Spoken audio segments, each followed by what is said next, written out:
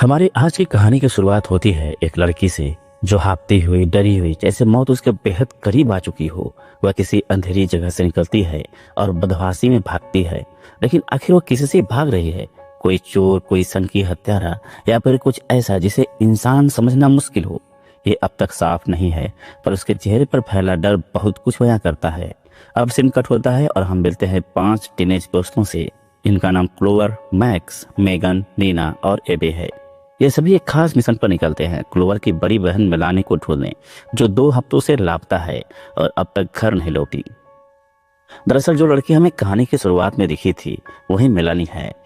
Clover के हाथ में अपनी बहन की आखिरी वीडियो रिकॉर्डिंग है। उस वीडियो में मेलानी ने जिस जगह से कॉल किया था उसके बैकग्राउंड से साफ था कि वह उस इलाके की ही थी जहां अब क्लोवर और उसके दोस्त पहुंचे हैं। जवाब तलाशते हुए क्लोवर एक लोकल शॉप में जाती है। वहां वह खुद को एक आम ग्राहक की तरह पेश करती है और ठंडे आइस टी मांगती है, लेकिन तुरंत ही वह शॉप ओनर हिल से अपनी बहन की तस्वीर दिखाकर सवाल कर बैठती है, क्या आपने इसे कहीं देखा है? हिल की प्रतिक्रिया साधारण थी, यहाँ इतने लोग आते जाते हैं कि सबको याद रखना मुश्किल है। लेकिन फिर वह कुछ ऐसा कहता है जो माहौल को और रहस्यमय बना देता है। वो बताता है कि क्लोवर पहले नहीं है जो यहाँ किसी गायब व्यक्ति के बारे में पूछने आई है। पहले भी कई लोग इस तरह की बातें लेकर यहाँ आ चुके हैं। और फिर हिल एक डरावनी चेतावनी भी देता है। वह कहता है यहाँ से थोड़ी दूरी पर एक जगह है जिसे ग्लोवर वैली कहते हैं। लोग कहते हैं जो वहां जाता है लौटकर कभी नहीं आता। हिल की सलाह को अनसुना कर क्लोवर और उसके दोस्तों ने वहीं जाने का फैसला किया। जैसे जैसे वे आगे बढ़ते हैं ग्रुप में मतभेद बढ़ने लगते हैं। कुछ लोग क्लोवर के फैसले पर सवाल उठाते हैं, लेकिन अब बहस का कोई मतलब नहीं था, क्योंकि उनमें से एक कबूल करता है कि हम रास्ता भटक चुके हैं, अब पीछे लौटना आसान नहीं है। और यहीं से असली डर अपनी मौजूदगी दर्ज कराने लगती है। जैसे जैसे अंधेरा गहराता है उन सब ने तय किया कि अब पीछे हटने का कोई फायदा नहीं। रास्ता खो चुका था तो अब एक ही विकल्प बचा था, आगे बढ़ते रहना। तभी रास्ते में उन्हें कुछ ऐसा नजर आया जो प्रकृति के सभी नियमों को चुनौती देता था। एक रेन बाउंड्री, मतलब बारिश एकदम सीधी लाइन में हो रही थी। एक तरफ जमीन भीग रही थी और दूसरी तरफ एक बूंद भी नहीं। ऐसा लग रहा था जैसे आसमान ने खुद को 2 दुनियाओं को अलग कर दिया हो। ये नजारा किसी फिल्म के स्पेशल इफेक्ट जैसा था।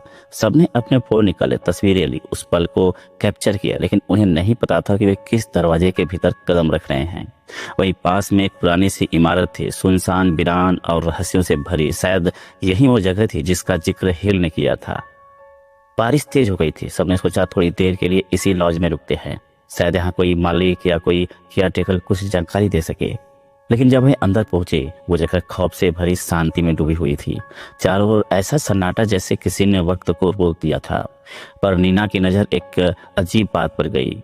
वहां का सारा सामान बिल्कुल सही जगह से रखा था, जैसे कोई रोज इसकी सफाई करता हो। एक कोना भी गंदा नहीं था।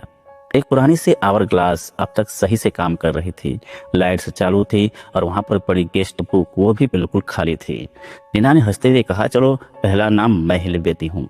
और उसने गेस्ट बुक में कुछ लिखना शुरू किया। उधर मैगन को वॉशरूम जाना था तो वह अंदर चली गई, लेकिन जैसे ही वह अंदर गई उसे एहसास हुआ वहां पानी ही नहीं था। दूसरी ओर एवलाज के हर कोने की तस्वीरें ले रहा था। कैमरा उसका प्यार था और वो सिनेमैटिक स्टाइल में वीडियो बनाना चाहता था। तभी एक कमरे में पहुंचते हुए उसकी नजर दीवार पर चिपकी पुरानी तस्वीरों और अखबार की कतरनों पर पड़ी। वह जिज्ञासा से उन्हें खोलने लगा और उसकी आंखें फटी की फटी रह गई। हर तस्वीर किसी गुमशुदा इंसान की थी। कहीं कोई बच्चा था, कहीं कोई महिला, कहीं कोई बुजुर्ग, लेकिन सबसे चौंकाने वाली बात, एक तस्वीर क्लोवर की बहन मेलानी की थी।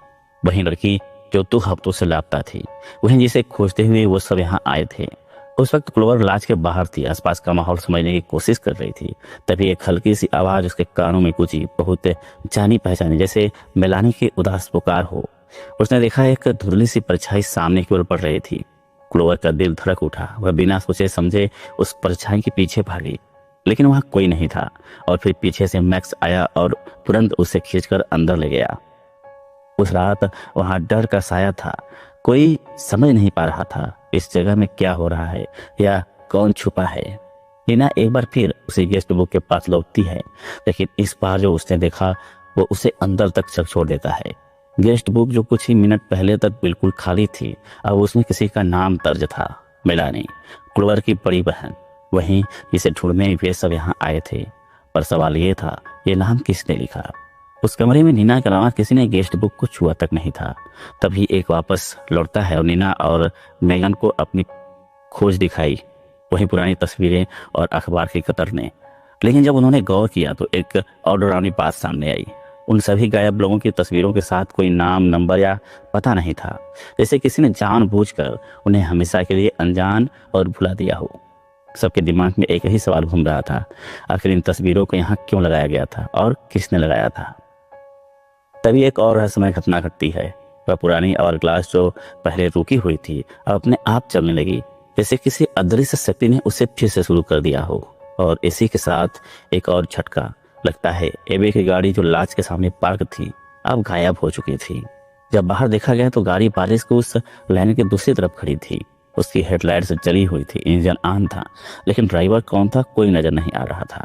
क्लोवर और बाकी सब घबरा गए। किसी को फोन में सिग्नल नहीं था और कोई कनेक्शन काम नहीं कर रहा था। इसलिए तय हुआ कि लोग विंडो से नजर रखेंगे और कुछ घर के अंदर एक पुराना टेलीफोन या रेडियो ढूंढे, शायद मदद का कोई तरीका मिल जाए। एबे और नीना ऊपर गए, जबकि क्लोवर, मैक्स और मेगन बेसमेंट की ओर बढ़े। बेसमेंट का माहौल कुछ और ही था। सांस लेने जितनी भी आवाज वहां गूंजने लगती है। मैक्स को तब सबसे ज्यादा हैरानी हुई जब उसने देखा कि उस बेसमेंट में एक खिड़की थी, जबकि वो जगह पूरी तरह जमीन के नीचे थी।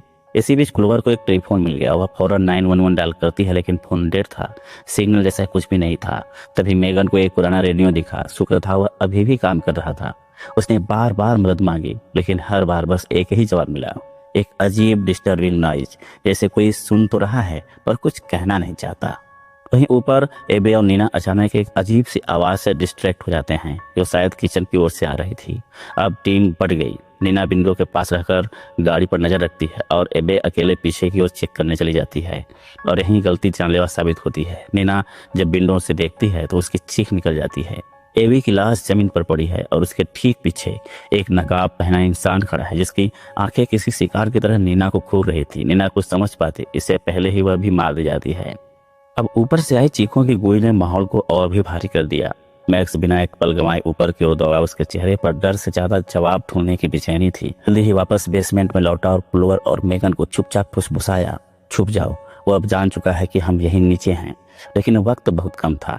मैक्स ने उस मास्क पहने कातिल को रोकने की कोशिश की और बदले में उसे अपनी जान देनी पड़ी। वह दरिंदा मेगन की ओर बढ़ा। मेगन चीखी, भागने की कोशिश की, लेकिन वो बच नहीं सकी। उस नकाबपोश ने उसे उठाया और धड़ाम से दीवार से पटक दिया, फिर फर्श पर, फिर दोबारा दीवार पर।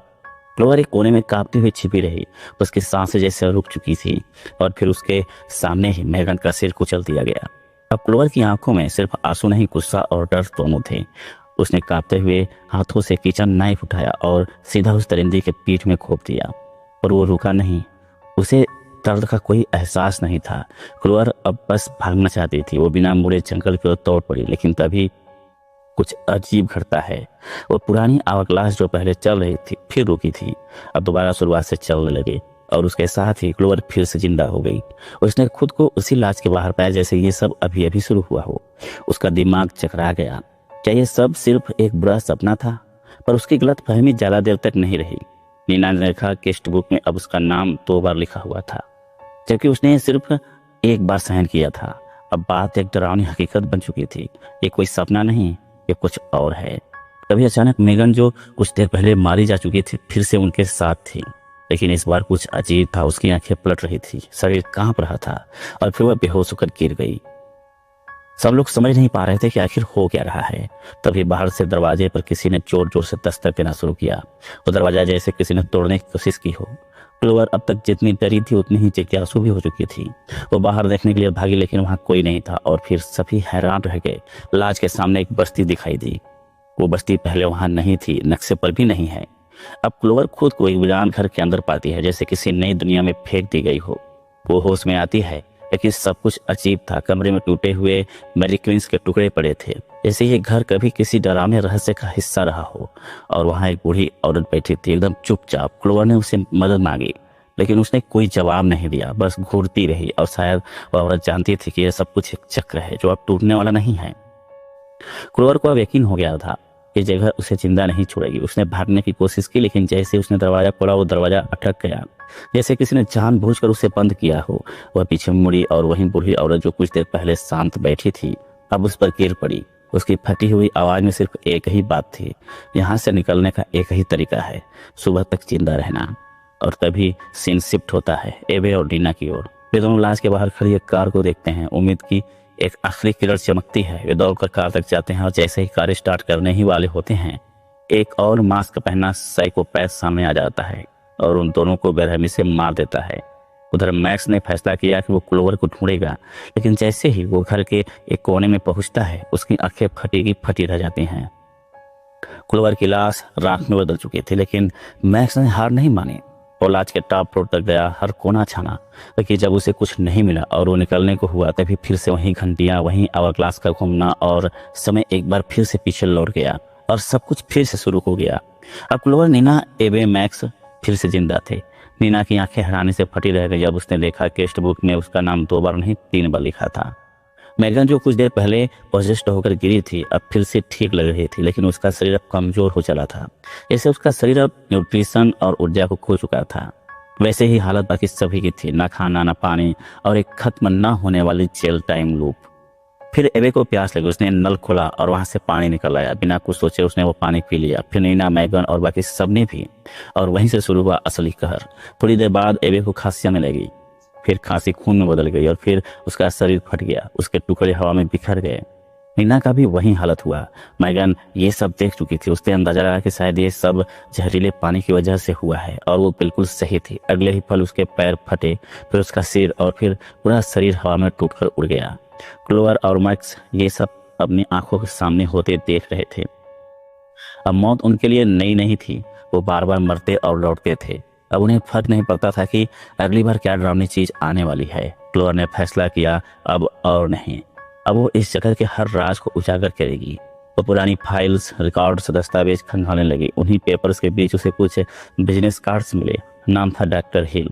जैसे ही क्लोवर ने कार्ड देखा, उसकी याददाश्त ताजा हो गई। ये वही आदमी है, गैस स्टेशन वाला। लेकिन यही नहीं, इसी दौरान एबे को भी इस शहर के काले इतिहास के कुछ रहस्य हाथ लगे। कुछ ऐसी बातें जिन्होंने इस जगह को एक बार नहीं बार बार लाशों का शिकार बनाया था। करीब 2 दशक पहले पेंसिल्वेनिया का यह शहर सोने की खदानों के लिए मशहूर था। यह इलाका उस समय का सबसे बड़ा गोल्ड माइनिंग हब माना जाता था। लेकिन 1996 में एक भयावह हादसा हुआ। लोगों ने अत्यधिक गहराई तक ड्रिलिंग कर दी, जिसके चलते अचानक भूस्खलन हो गया। इस त्रासदी में लगभग 10,000 से अधिक लोगों की जान चली गई और पूरा शहर जमीन में समा गया। इस दर्दनाक घटना के बाद यह जगह रहस्यमय और डरावनी कहानियों का केंद्र बन गई। यहाँ का हर कोना अब एक गहरी सच्चाई छिपाई हुई है। यहीं पर एक मनोवैज्ञानिक डॉक्टर हिल को भेजा गया था, एक शानदार लेकिन विवादित साइकोलॉजिस्ट, जिसे जिम्मेदारी दी गई थी कि वो हादसे से बचे लोगों की मानसिक स्थिति को संभाले और उनके भीतर छिपे ट्रॉमा को बाहर निकाले। डॉक्टर हिल ने एक नई थेरेपी विकसित की, जिसमें मरीजों के मानसिक घावों को इस डरावनी जगह की ऊर्जा से जोड़कर ट्रीट किया जाता था। लेकिन समय के साथ पता चला कि यह थेरेपी नहीं बल्कि कुछ भयानक प्रयोगों की शुरुआत थी। एक रात मैक्स पुराने टेलीविजन के पास रखे कुछ टेप को चलाता है। प्ले होते ही उसमें डॉक्टर हिल की रिकॉर्डिंग सुनाई देती है। यह रिकॉर्डिंग्स उस वक्त की है जब वह बचे हुए लोगों पर अमानवीय प्रयोग कर रहा था।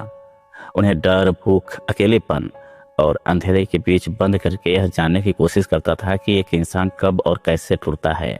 उनमें से एक सर्वाइवर को इंसान से एक भयानक मांसाहारी राक्षस में तब्दील हो गया था। तभी एक रेडियो पर एक आवाज गूंजती हुई आती है, डॉक्टर हिल की। वह ऐलान करता है कि जिन लोगों को यहाँ लाया गया है वे सभी उसकी अगली सीक्रेट टेस्टिंग के लिए चुने गए थे। अब क्लोवर के पास एक ही मकसद है, मिलानी को खोजना।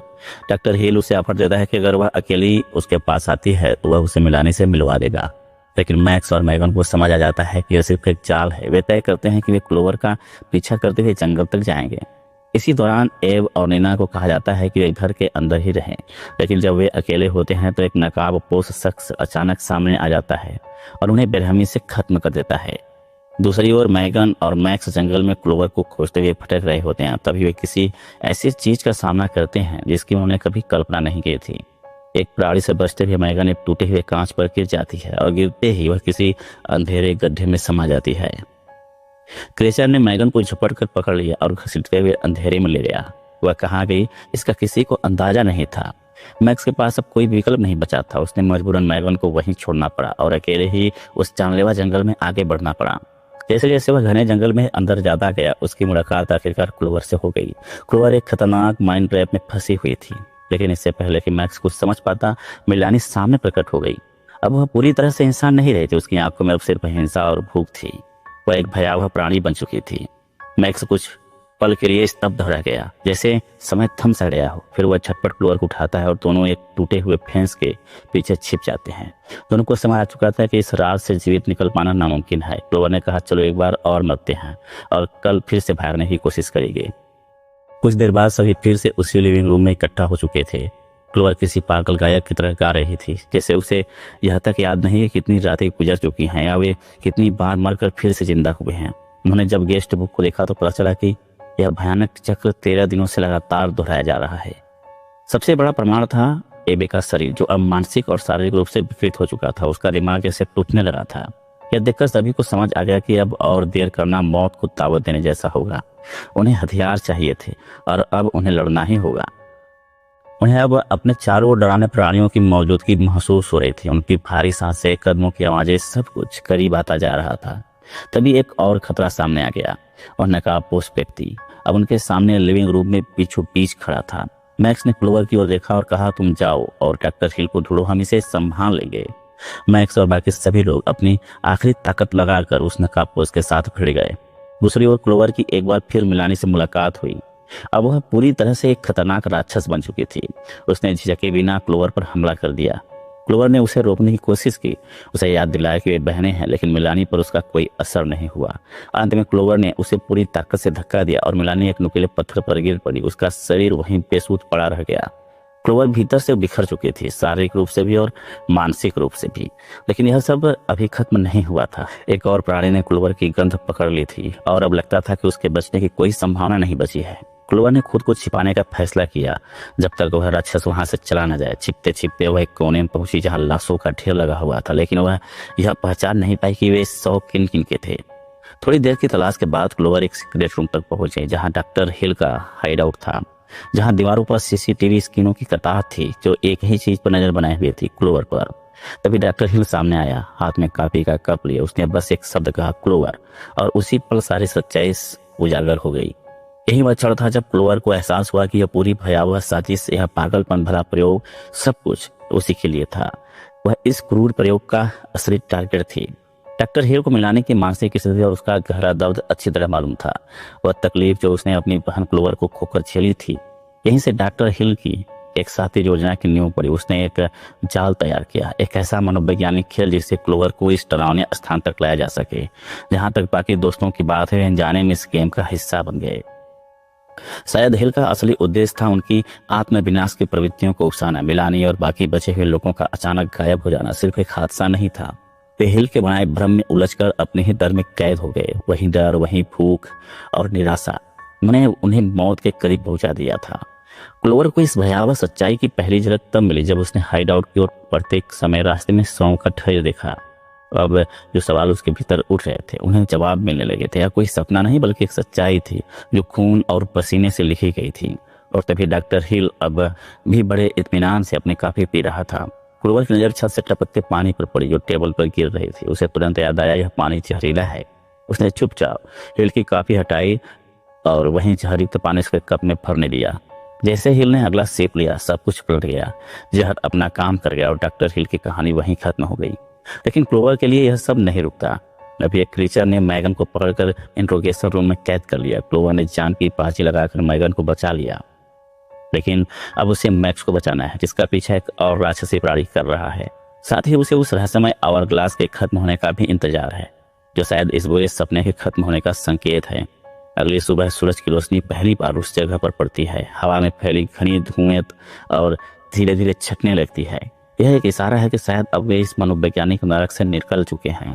डॉक्टर हिल का वो भयानक खेल अब खत्म हो चुका है और उनमें से कुछ गिने चुने लोग ही जो असल मायनों में सर्वाइवर्स कहलाने लायक हैं। लेकिन कहानी यही नहीं समाप्त होती है। आखिरी दृश्य में कुछ सीसीटीवी फुटेज सामने आते हैं। एक काली वैन उस वीरान जगह के पास आकर रुकती है, शायद वहां रुकने का इरादा लेकर, पर उन्हें यह एहसास नहीं होता कि उन्हें कितनी बड़ी गलती करती है, क्योंकि डॉक्टर हिल लौटने वाला है और इस बार वह अपने सबसे डरावने मनोवैज्ञानिक खेल के साथ लौटेगा। फिल्म यहीं पर खत्म होती है। अगर आपको यह कहानी पसंद आई तो कमेंट में जरूर बताइए और फ्यूचर वीडियो के लिए इस चैनल को सब्सक्राइब करना मत भूलिएगा।